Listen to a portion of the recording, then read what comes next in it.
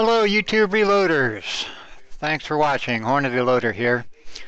My standard disclaimer, I am not an employee of Hornady Manufacturing, nor do I have any interest, financially or otherwise, in the sale of Hornady products.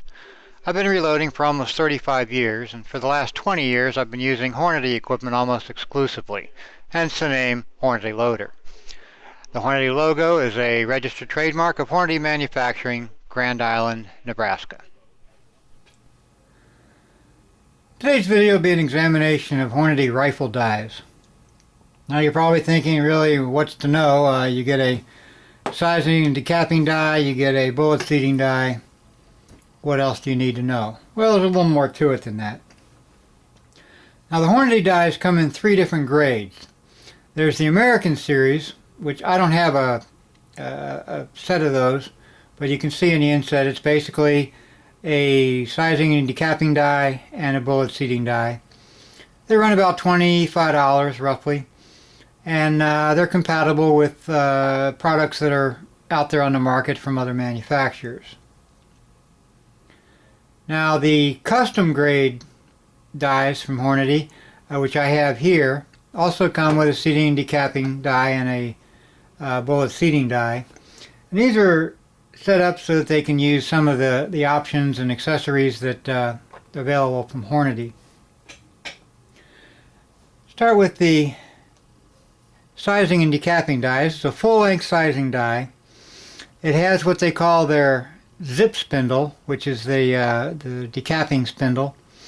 The zip spindle is actually threaded, so you can loosen the lock nut here, and then you can actually screw the zip spindle in and out. You can see it going in and out to adjust the decapping pin down here.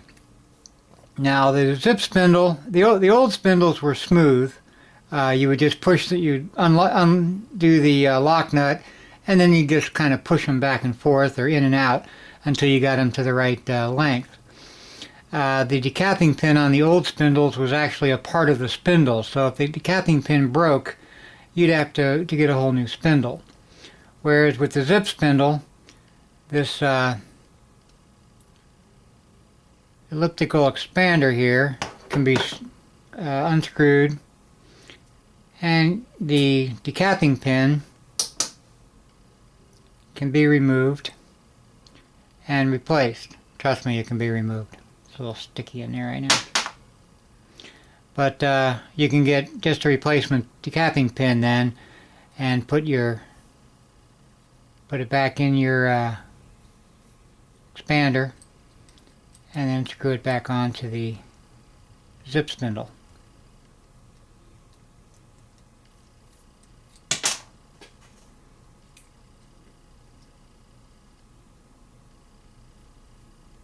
Like so.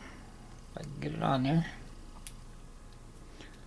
And then we bring the zip spindle back in.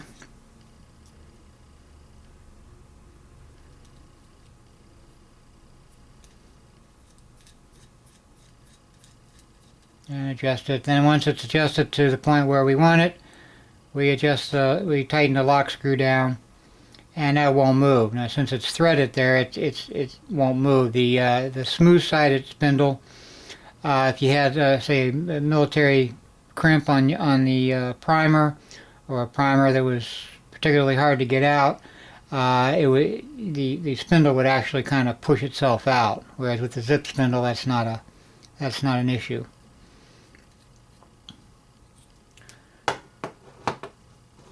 And the zip spindle, by the way, you can buy separately. So if you've got one of the older dies with the older spindle on it, you can buy just a zip spindle and replace it with the new one. So you can have a zip spindle instead of the old smooth-sided spindle.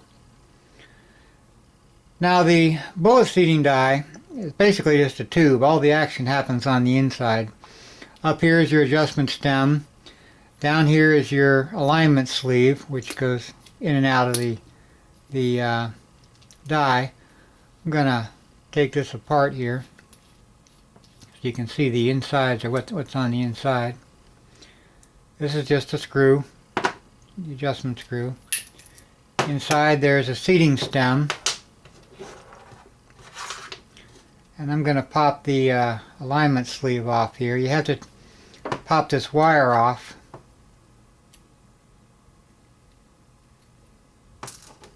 Like so. And then the alignment stem will come out. What happens, the seating stem goes down into the alignment sleeve like so. Now what happens when you're seating your bullets in your cases is the bullet and the neck of the case will enter the alignment sleeve, and what that'll do is that'll align the bullet and the case so that it's got some sort of concentricity. The bullet is going straight down into the case. The end of the bullet goes into the hole here at the bottom of the seating stem, which helps align the alignment.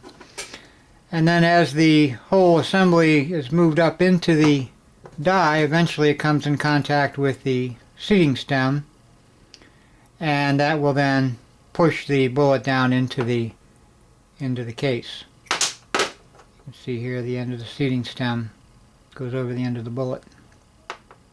Okay. So that's what's happening on the inside. Basically you have everything lined up like that on the inside. Now I'm going to go ahead and put the alignment sleeve back in. Then to lock that in place, I put the spring back on.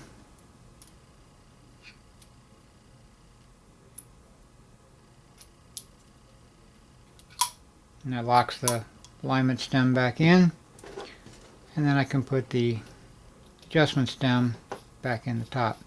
When you first buy a new set of dies, you want to do that. You want to take it completely apart, like I just did there, and use a cleaner and lubricant on it. They come shipped with a rust inhibitor coating on them, and that gets kind of sticky and gums up all the works. I use Hornady gun cleaner and dry lube. That'll clean off that rust inhibitor, and it'll leave a nice Teflon lube on the surfaces, so everything will work nice and smoothly, and it'll also act as a rust inhibitor. Now, using the dies like this is perfectly fine. You can get nice accurate loads, but if you really want to improve the accuracy, if you're going to create some match grade ammunition, you can make some modifications to these. First modification is you get rid of this altogether, and you replace it with one of the match grade dies. You have a neck size die and a full size die. Either one you can use to bump the shoulder down. The full size die I typically use when I have a brand new set of a box of cases that have never been fired, or if I have cases that have been fired in another rifle. I'll use the full-size die. Also, usually when I'm reloading for my AR-15 or semi-automatic rifle, I'll use my full-size die to help with the feeding mechanism. For my bolt action, if I have some fire-formed cases for my bolt action, I'll use the neck size die. This will also allow you to bump the shoulder down if you need to. Essentially, the match grade dies come with some instructions. This is the match grade neck sizing die. Comes with some extra decapping pins. Also, you have the option of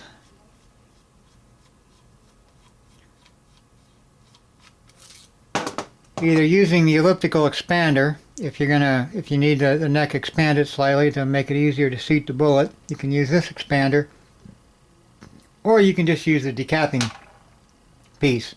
For instance, if you are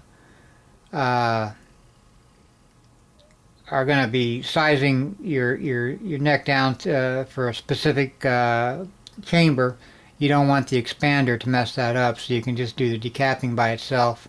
So you have the option. You can use either one. Comes with several extra, or a couple extra decapping pins in case this one breaks. so you don't have to replace the whole stem.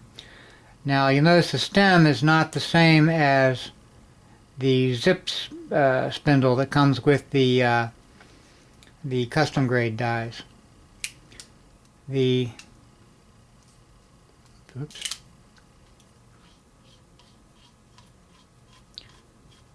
decapping pin is adjusted by loosening the lock knob here, and then you can screw it in or out.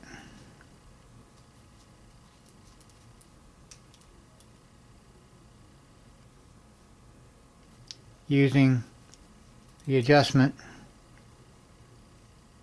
knob at the top. I don't know if you can see that, but it's coming out there. I can then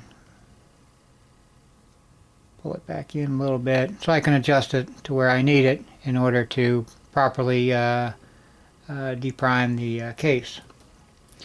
Now the other difference with the match grade dies is it allows you to select the size of how the neck of the case is sized. For example, if I take a fire-formed piece of brass, this is fired in my Remington 700. If I measure this, it comes out to 338 thousandths. Now what I want to do with the neck here, I'm going to do the neck sizing, so it'll leave the case alone as far as sizing it up or down. But I do want to size the neck down by about 2 thousandths. Well, what you do is you buy the appropriate bushings. This one is 336 thousandths. So since the fireform neck is 338 thousandths, I can buy the 336 thousandths bushing so that I can size the neck down to 336. It'll fit my chamber a little better. What you do is you take the bushing, there's a thick side and a thin side, you put it with the thick side down, and you place that in your die. Then you replace the decapping stem.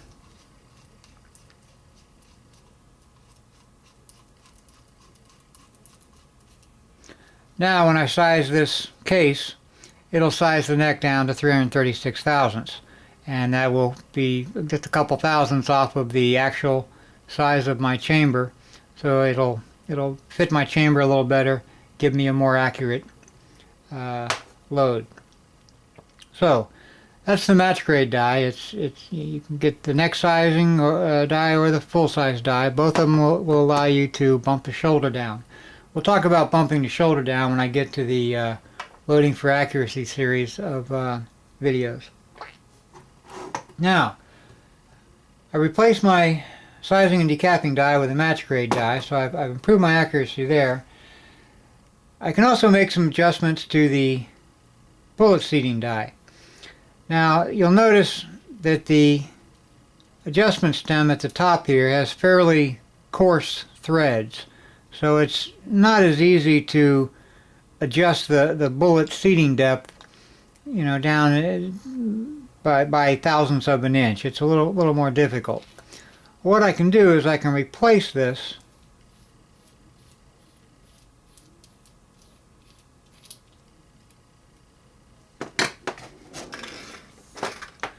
with a micrometer seating stem.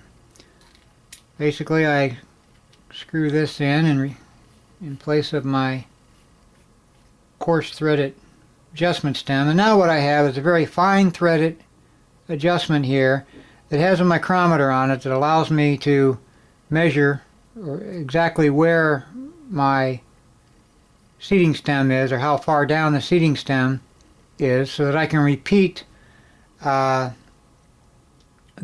depth for a particular bullet or for a particular rifle, particular load, whatever. I can use these numbers. I don't know if you can see those numbers on there on the video, but they're there, trust me. I can see them just fine.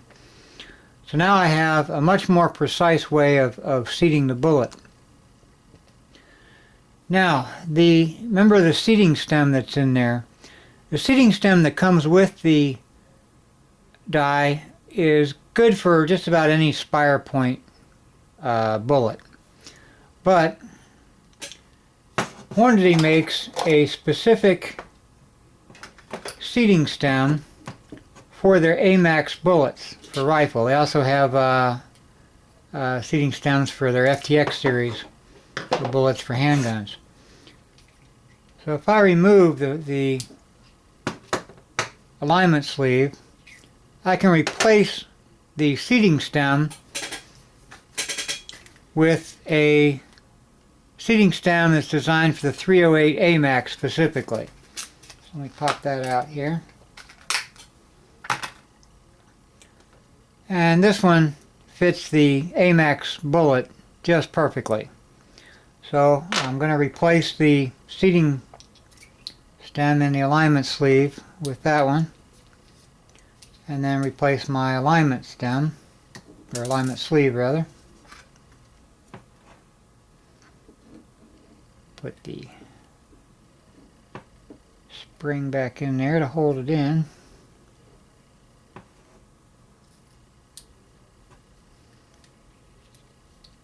And there we go. Now I've got a seating stem specifically for the bullet that I'm going to be using for my accuracy loads, or my match grade loads. So there's the custom grade dies, or at least one of them, that have been accurized. Basically, they've been turned into match grade dies instead of just the standard custom grade. Now, a pair of custom grade dies will run about $45–50. The match grade dies are about $45–50 by themselves. So you can either buy the custom grade dies and then replace the seating and sizing and decapping die with a match grade die for about $45. So you're talking about $90 there. Or you can buy just the custom grade seating die for about $25 and buy the match grade die for $45, so you've got an investment of about $70. You can save yourself a little money. I like to buy the set of custom grade dies, so I have the option of either using the custom grade die that came with the set if I'm just going to put some ammo together for plinking, or if I'm going for accuracy, then I can use the match grade die. So I like to do both. The micrometer bullet seating stem will run about $25, and the seating stem for AMAX bullets is right around $12. So, you know, you can spend as much or as little as you want on a set of dies, but I usually go all out when I'm creating my my competition stuff.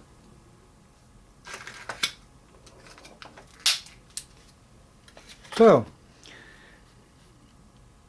that's basically all there is to the Hornady dies. As you can see, it's more than just buying a set of dies and using them. There's a lot of options with the Hornady dies. That's all for this video. I hope you liked it, maybe even learned something. If so, please click the like button. Maybe even subscribe to my channel. Thanks for watching, and happy reloading.